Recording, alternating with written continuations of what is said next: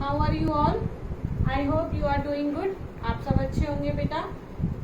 Nutrition in animal हमने start किया था इन आवर प्रीवियस क्लास, ठीक है। और we have already studied about the alimentary canal, alimentary digestion, human digestive system in humans हम पढ़ रहे थे, ठीक है। तो डाइजेस्टिव सिस्टम इन ह्यूमंस में मैंने आपको बताया था कि जो पूरा डाइजेशन का प्रोसेस होता है वो उसका जो पूरा पैसेज होता है that is called alimentary canal. जहाँ से डाइजेशन शुरू होता है और जहाँ पे खत्म होता है उस पूरे पैसेज को एलिमेंट्री कैनाल कहते हैं, ठीक है। उस एलिमेंट्री कैनाल, उस ट्रैक के बहुत सारे पार्ट होते हैं, बहुत सारे पार्ट्स होते हैं उस कंपार्टमेंट के। तो पहला पार्ट होता है बकल कैविटी। बकल कैविटी आपका जो माउथ है जहाँ से फूड लेते हैं। उसके बाद होता है ईसोफेगस, जिसे फूड पाइप भी कहते हैं। बकल कैविटी के बाद होता है ये। आफ्टर दैट स्टमक, आपका पेट होता है। उसके बाद उसके नीचे स्मॉल इंटेस्टाइन जो कि 7.5 मीटर होती है। उसके बाद होती है लार्ज इंटेस्टाइन और उसके बाद होता है रेक्टम एंड एनस। यहाँ ये पूरा जो डाइजेशन का प्रोसेस है इन सब के थ्रू होते हुए जाके लास्ट में एनस पे खत्म होता है, जो हमने बुक से स्टार्ट किया था और उसके आगे भी हम बुक से पढ़ेंगे। तो let's be start from the books. The food pipe of oesophagus, जो आपने लंबी सी पढ़ी थी, फूड पाइप और ईसोफेगस जो आपकी ये वाली है, उसके बारे में पढ़ेंगे। The swallowed food passes into the food pipe, जब आपने खाना निगला तो वो खाना कहाँ आता है? फूड पाइप में आता है, ठीक है, ईसोफेगस में आता है। लुक एट फिगर, इसमें फिगर में देखिए। The food pipe runs along the neck, यहाँ नेक से स्टार्ट होती है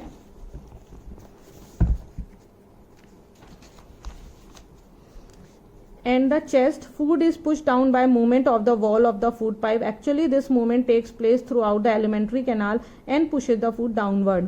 At time the food is not accepted by our stomach and is vomited out. Recall the instances when you vomit after eating and think of the reason for it. Discuss with your parents and teacher. कह रहे हैं कि जब आप खाना खाते हैं, जब आपका खाना मुंह से ईसोफेगस आपके फूड पाइप में जाता है, ये चेस्ट में होती है, अंदर से होता हुआ ये मूवमेंट होता है एक फूड पाइप से खाना फिसलता हुआ, क्योंकि बहुत स्लिपरी होती है, फिसलता हुआ, और ये डाउनवर्ड मूवमेंट होता है, नीचे की तरफ खाना जाता है, यहाँ से मूव करता करता हमारे स्टमक में जाता है। कभी कभी आपने देखा होगा आपका जो खाना है वो आपको डाइजेस्ट नहीं होता है ना, और वो आपको वॉमिट आती है। तो या तो वो इसलिए होता है कि आपने ज़्यादा ओवर ईटिंग कर ली है, तो आप एक्सेस खाना हो जाता है, तो आपका खाना ऊपर रखा रह जाता है, तो वो वॉमिट हो जाता है, ठीक है। या कोई डिस्टर्बेंस हो जाता है पेट में, खाना खराब होता है तो फूड पॉइजनिंग होती है, उस वजह से भी आपको डिस्टर्बेंस हो जाता है पेट में। The stomach is a thick walled bag, ये बैग टाइप का स्ट्रक्चर होता है। Its shape is like a flatten J की शेप का होता है। And it is the widest part of the alimentary canal, और एलिमेंट्री कैनाल का सबसे चौड़ा पार्ट होता है। It receive food from the food pipe at one end and open into a small intestine at the other. कह रहा है कि ये खाना लेता है फूड पाइप से एक एंड पे, और स्मॉल इंटेस्टाइन में इसका पार्ट एक खुलता है जहाँ पे खाना फिर पहुंचता है। The inner lining of the stomach secrete mucus, hydrochloric acid and digestive juices.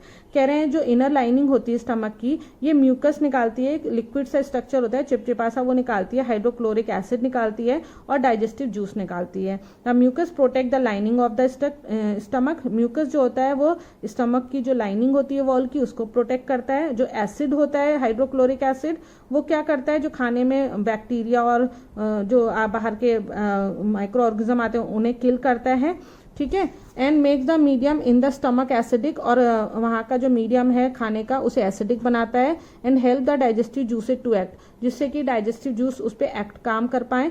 The digestive juices break down the protein into simpler substance. और डाइजेस्टिव जूस का क्या काम होता है, उस खाने में जो भी प्रोटीन पार्ट प्रेजेंट रहता है उसको तोड़ करके सिंपल सब्सटेंस में चेंज करना, जिससे कि हम उसे अपनी बॉडी में यूज कर सकें, ठीक है। ये काम होता है डाइजेस्टिव जूस का।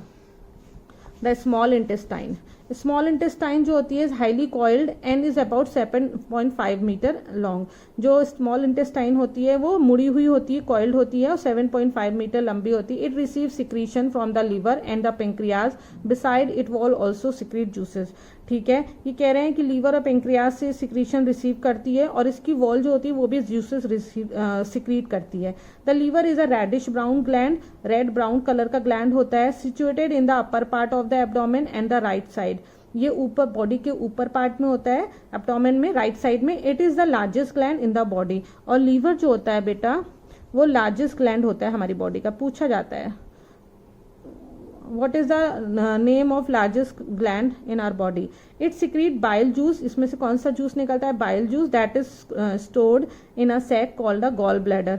इसमें से बाइल जूस निकलता है जो कि गॉल ब्लैडर में स्टोर रहता है। The bile plays an important role in the digestion of fat. और बाइल जो होता है वो एक इम्पॉर्टेंट रोल प्ले करता है फैट के डाइजेशन में, फैट को डाइजेस्ट करने में। The pancreas is a large cream coloured gland located just below the stomach. The pancreatic juice act as carbohydrates fat and protein and change them into a simpler form. कह रहे हैं जो pancreatic juice होता है वो carbohydrate के ऊपर act करता है, फैट के ऊपर एक्ट करता है और प्रोटीन के ऊपर, और उनको सिंपलर फॉर्म में चेंज करता है। The partially digested food now reaches the lower part of the small intestine where the intestine juices complete the digestion of all component of the food. कह रहे हैं जो आधा से ज़्यादा जो फूड डाइजेस्ट हो चुका होता है और ये जो पार्शली डाइजेस्टेड फूड होता है ये कहाँ पहुँचता है? स्मॉल इंटेस्टाइन के नीचे वाले पार्ट में पहुँचता है, जहाँ पे जो इंटेस्टाइनल जूस होते हैं वो इस डाइजेशन को कंप्लीट करते हैं। The carbohydrate get broken into simple sugar such as glucose. Carbohydrate change हो जाता है ग्लूकोज में, फैट चेंज हो जाता है फैटी एसिड में और ग्लिसरॉल में, एंड प्रोटीन चेंज हो जाता है अमीनो एसिड में। ठीक है, ये सब इनको सिंपल फॉर्म में चेंज कर देता है जिससे हमारी बॉडी इसको यूज कर सके और एनर्जी पा सके। Absorption in the small intestine. The digested food can now pass into the blood vessel in the wall of the intestine. The process called absorption. और अब ये जो digested food है ये हमारा blood vessel में जाता है और ये process क्या कहलाता है? Absorption. The inner walls of the small intestine have thousands of finger-like outgrowth. These are called villi. और जो small intestine की जो wall होती है उसमें finger उंगलियों के जैसे structure होता है, उसे विली कहते हैं। Can you guess what the role of villi could be in the intestine? कह रहे हैं विली का रोल क्या होता है इंटेस्टाइन में? The villi increases the surface area of the absorption of the digested food. ये विली क्या है? ये सरफेस एरिया को, एब्जॉर्प्शन वाले एरिया को बड़ा कर देती है जिससे फूड एब्जॉर्प्शन में हेल्प मिल सके। Each villus has a network of thin and small blood vessel close into surface.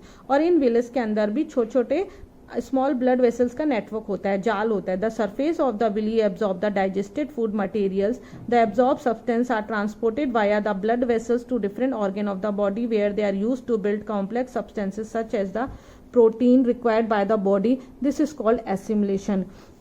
कह रहा है कि ये जो विली होती है ये डाइजेस्टेड फूड के मटेरियल को एब्जॉर्ब करती है और जो एब्जॉर्ब सब्सटेंस होता है वो ट्रांसपोर्ट किया जाता है ब्लड वेसल के थ्रू अलग अलग ऑर्गन में। ठीक है, जहाँ पे ये कॉम्प्लेक्स सब्सटेंस जैसे कि आपका प्रोटीन है जो बॉडी के थ्रू रिक्वायर्ड है।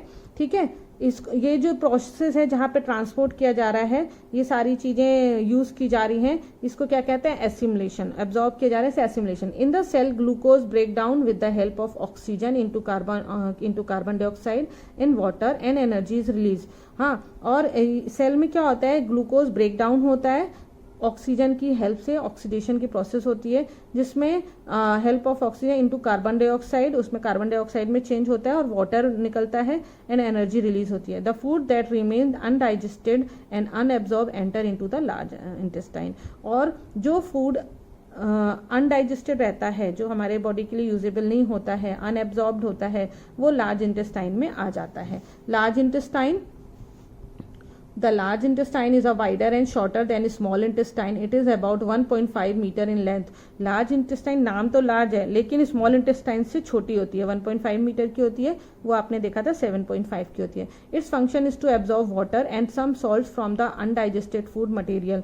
कह रहे हैं इसका काम क्या है? पानी को एब्जॉर्ब करना और सम सॉल्ट्स को एब्जॉर्ब करना अनडाइजेस्टेड फूड से। The remaining waste passes into the rectum and remain there is semi solid faeces. और जो रिमेनिंग वेस्ट प्रोडक्ट होता है, फूड का पार्ट होता है, वो रेक्टम में चला जाता है और जहाँ पे सेमी सॉलिड फीसेज में चेंज हो जाता है। और the faecal matter remove through the anus from time to time. This is called egestion. और जो ये वेस्ट मटेरियल होता है ये हमारी बॉडी से एनस के थ्रू बाहर निकल जाता है और इस प्रोसेस को इजेशन कहते हैं। ठीक है, इसको एक बार आप दोबारा सारा रीड कर लीजिएगा। इसमें जो भी प्रॉब्लम है वो मैं लाइव क्लास में हम डिस्कस करेंगे, आप अंडरलाइन करके रखिएगा। ठीक है, लाइव क्लास में मैं आपको डायग्राम के थ्रू इसको समझाऊंगी। ठीक है, तो कोई भी दिक्कत होगी हम लाइव क्लास में डिस्कस करेंगे, कोई आपको परेशान होने की ज़रूरत नहीं है। इस चैप्टर को दोबारा प्रॉपर रीड कर लीजिएगा। और आप ये डायग्राम जो है, एक तो ये डाइजेस्टिव सिस्टम का ह्यूमन, एक ये टीथ का और एक टंग का, ये आपको बना के रखना है। ठीक है, ये होमवर्क है आपका और ये आपको सारा काम करना है, प्रॉपर रीड करना है। ठीक है बेटा, ये सारा काम कंप्लीट कर लिएगा। Have a good day, thank you.